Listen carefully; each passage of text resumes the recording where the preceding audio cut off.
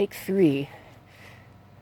See, it's an absolutely stunning day. Maybe this time while I'm trying to record this video, I won't get interrupted by somebody. But this is supposed to be... should probably check to make sure that there's no... It'll be fine now. But today is June 12th of 2021. And it's been almost 10 years, I believe. I'm not actually positive on that. I think you'd have to go back and look at the video upload history, but I want to say it was 2012 that we changed from Rogers cable internet service to DSL because the cable was just dreadfully unreliable.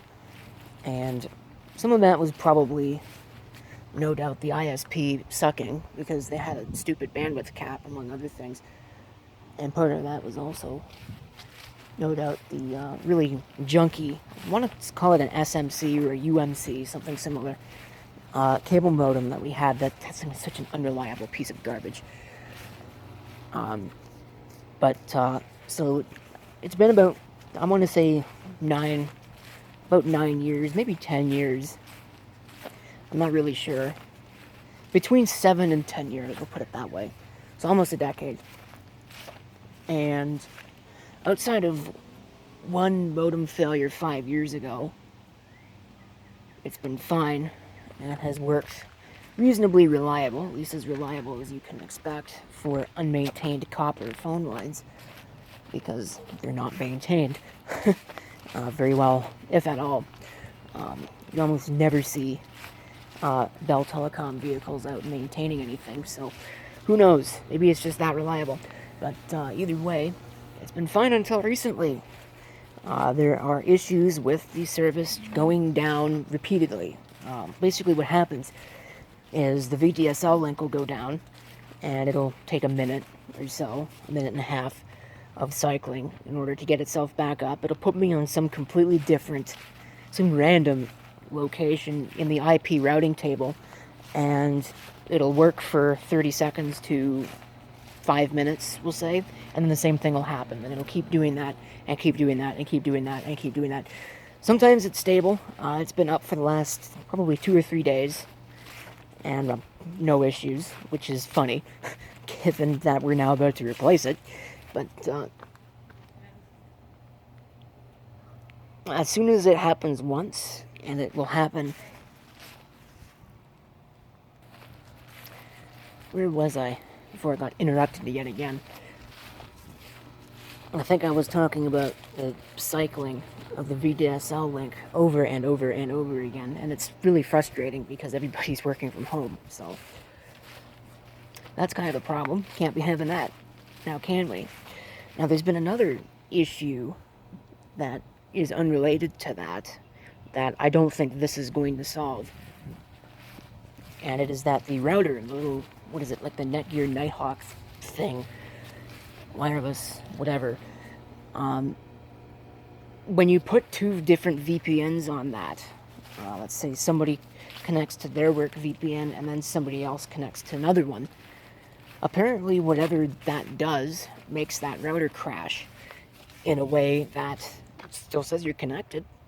All that's okay, but all communication stops. Every piece of it. You can't access the administration console, no traffic gets passed, it's almost like you're not connected, but wait a minute, it says that I'm connected, what's going on? You have to go down and power cycle, stupid thing, so... I don't know if that's related to something else or what, but I don't think this is going to solve that. But needless to say, it's been 5 years since we got the existing modem, and having a look at their page, it's 3 generations out of date now. So, to put into a little bit of perspective just how old it is, it predates 5 gigahertz wireless bands on modems. It predates, really, it's 802.11n 2.4 only. So, that's kind of limiting. So it's pretty old. I think that they started putting 5 gigahertz bands and all this other stuff on that probably somewhere around 5 years ago. So kind of a mess. Oh good, now I gotta contend with the air conditioner. In any event, I think most of the issue could be solved, and you might see it in the video, or you might not, because I don't know if I'm going to actually, if they're going to take it down or not, and I haven't recorded any video of it. I think it's probably a little too late for that now, because we're within our install window, so they'll be by at any time. But it could be related to the jank that is the phone line setup. It's got this like weird box. I don't know if it's like it's supposed to be a DSL filter or something, because we do have two phone lines in here, and I guess one line is on that, and it's got this weird box with the wires dangling out of it, and it's just hanging down. So I really don't trust that. It could be the cable. That's not necessarily the most high-grade telephone cable I've ever seen in my life, or it could be that the modem is just getting ready to pack it in. I don't know. It's kind of hard to tell. So I would have expected there's a rabbit underneath the hedge. I don't know if you can see it. It's hiding now. I don't know if you saw that. I just happened to catch it out of the corner of my eye, and it was a total distraction. But I think the solution would have been to just go get a new modem, because they're not expensive. The brand new ones, if you want to buy one outright, are pretty expensive, but you can get them cheaper, quite a bit cheaper.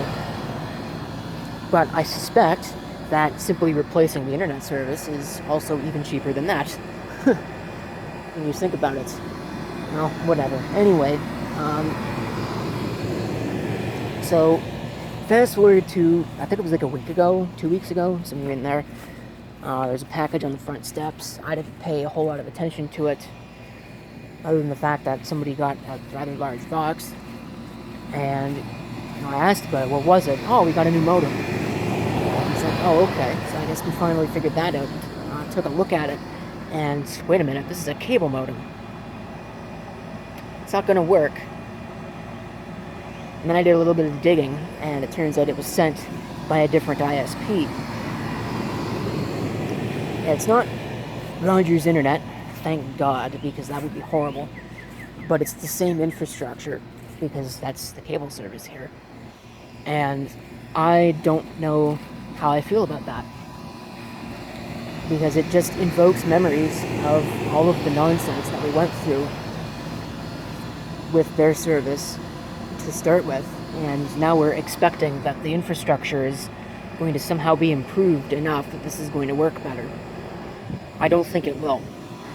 And I'm not going to be surprised when it's not. I don't know where they're going to install it, because the way that it used to be set up is actually the room right down there. That's where the cable comes in and goes to all the splitters that go to all the various places in the house and whatever. But it's there. So the old one used to be there, and there's a feed line, a blue Ethernet cable that went up to the living room, which is where the old wireless router was. So I don't know if they're going to reuse that, or if they're going to route it somewhere else. I would kind of like it if they routed it somewhere else, where the existing feed equipment is, because that would be convenient, and you wouldn't have to move everything, wouldn't have to figure out the power situation, because it's not like there's a lot of outlets down there. In fact, I think there's only one. So one is not going to be good enough. Actually, no, it would, because I have the UPS, don't I? I have the UPS, but the other problem with that is I don't know if it's going to stay up during a power outage, because it used to not. And from what I've heard, it still doesn't, because the cable works a little differently. There's another rabbit. I think it's the same one. I don't know if you can see it. See how close we can get to it. Not very close. Oh well, I tried.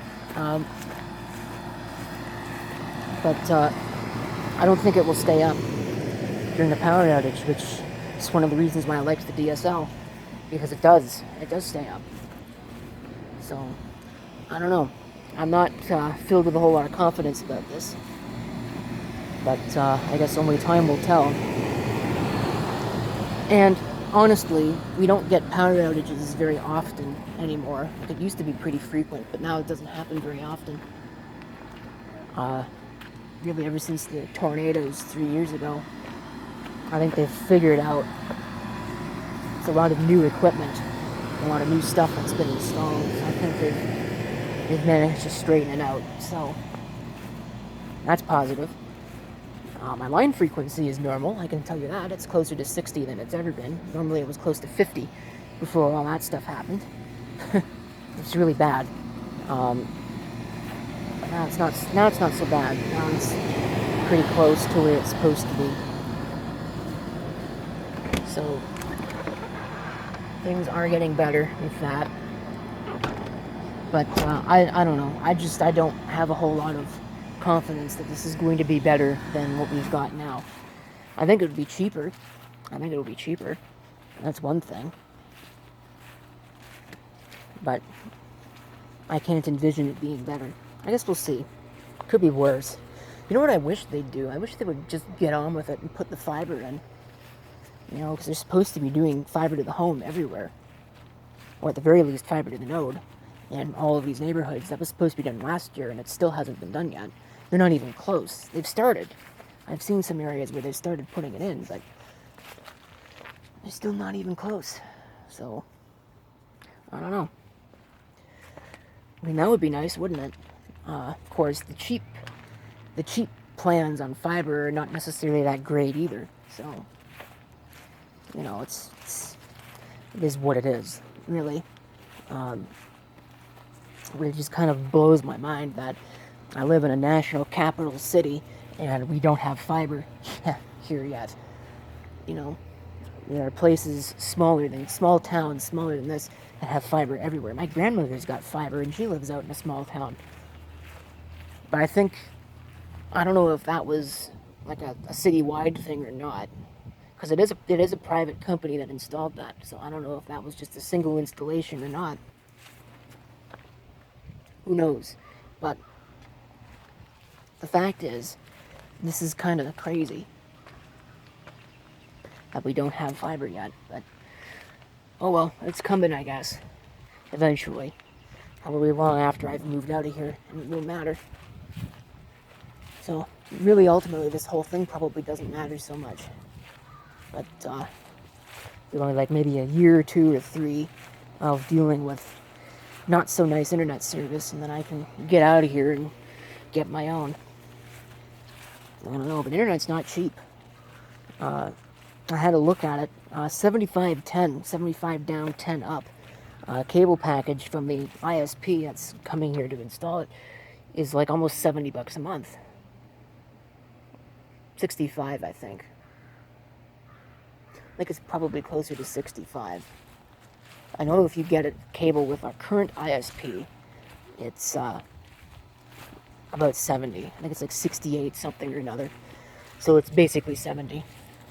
Plus you've had to factor in the install cost and the modem rental, which I don't know if this is a rental or a purchase. Purchase won't be cheap.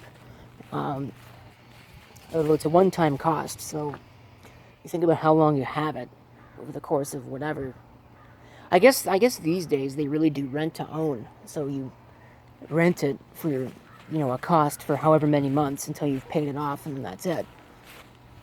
I don't know. I don't really remember how all that works. I think it still works out to being more expensive than just buying the darn thing outright. So whatever. We'll see what happens with respect to all of that. And hopefully it works out for the better.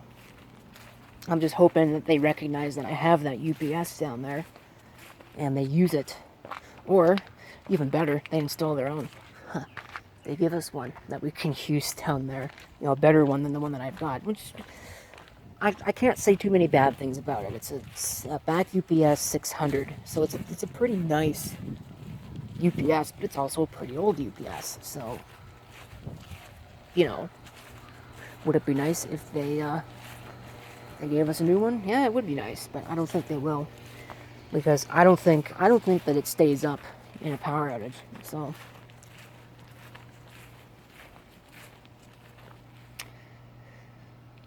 I think I've rambled on now. This thing's up at 15 minutes. I should probably stop talking. It's just a circular argument. And it doesn't really matter because it's going to be installed anyway. So, well, that's nasty.